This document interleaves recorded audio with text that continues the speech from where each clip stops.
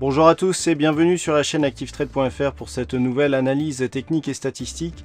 Aujourd'hui, je vous propose une analyse technique sur le Nasdaq représenté ici sous le symbole USA Tech sur l'échéance juin de l'année 2017 sur la plateforme MT4 du courtier ActiveTrade. Donc le Nasdaq, nous pouvons constater que celui-ci évolue donc sur une dynamique haussière moyen et long terme porté ici par ce support oblique symbolisé en vert. Dernièrement, le Nasdaq a connu une petite phase de consolidation suite au test ici de cette zone des 5890 points.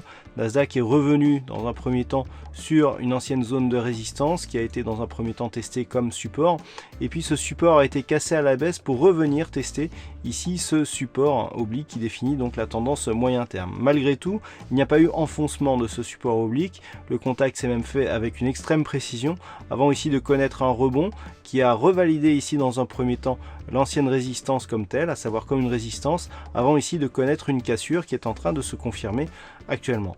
Donc malgré cette phase de consolidation, le Nasdaq reste dans une dynamique plutôt haussière. Le fait que l'on retrouve assez rapidement des zones de cotation supérieures aux 5723 points laisse à penser qu'il est toujours dans la dynamique haussière du Nasdaq, une possibilité de revenir ici sur les points hauts significatifs à 5890 points. Du point de vue des indicateurs, on constate bien ici le mouvement de consolidation qui a eu lieu sur cette phase. Alors le RSI était déjà en phase de consolidation, sorti ici de la zone de surachat suite au premier contact ici de la zone de résistance majeure et plus haut significatif des 5890 points.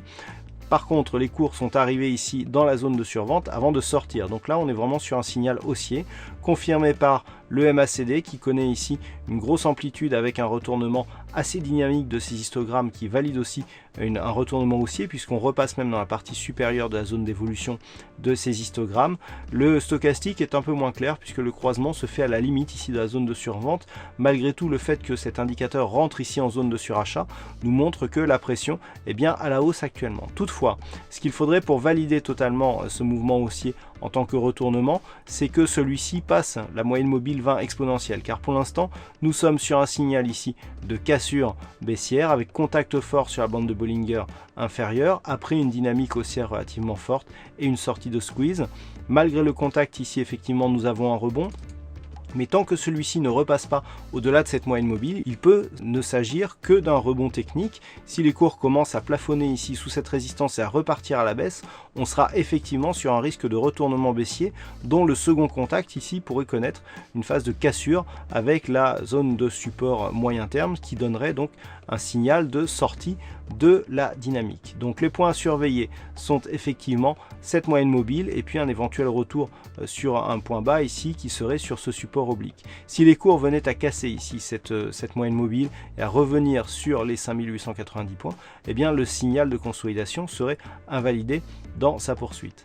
Cette analyse technique a été complétée par une étude statistique menée sur les cotations antérieures du Nasdaq dans une configuration similaire, et celle-ci nous indique donc que nous avons une probabilité d'avoir une phase de stabilisation ici dans les 2 ou 3 prochains jours qui pourrait être suivie d'une phase de poursuite du mouvement haussier dont la probabilité est quantifiée au-delà de 60%, donc d'avoir une poursuite de ce mouvement haussier. Attention, cette statistique est biaisée par le fait que durant ces dernières années, le Nasdaq a été énormément haussier et qu'il y a donc peu d'occurrences qui nous donnent des probabilités de mouvement baissier.